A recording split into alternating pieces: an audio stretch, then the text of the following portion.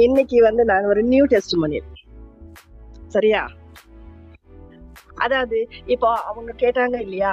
Osmotic வந்து அவங்க டாட்டருக்கு சரியாகுமா? மருந்து குடுக்கலாமான்னு கேட்டாங்க இல்லையா?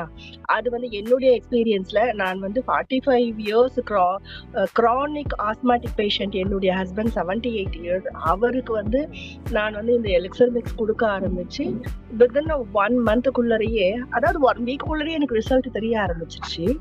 பட் இப்போ வந்து ஒரு 2 மாசமா குடுத்துட்டு இருக்கேன் நானு. அவர் வந்து இப்ப வந்து ஒரு அதாவது ஸ்டீராய்டுக்கு அடிக்ட் அவரு.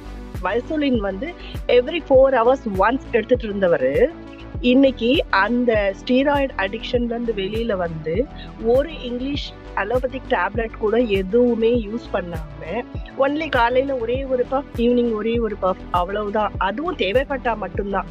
மத்தபடி அவர் வந்து இந்த ஆஸ்மாட்டிக் ப்ராப்ளம்ல இருந்து கிளியரா இருக்கிறாரு அவரு. அது ஒரு ரொம்ப பெரிய சந்தோஷமான விஷயம் அவருக்கு. அதுவும் எதுக்காக நான் சொல்ல வரேன்னா 78 இயர்ஸ்க்கே இவ்வளவு ஒர்க் பண்ணுது அப்படின்னா, அது வந்து யங்கர்ஸ்க்கு இன்னும் ரொம்ப சீக்கிரமா ஒர்க் பண்ணும் அப்படின்றது.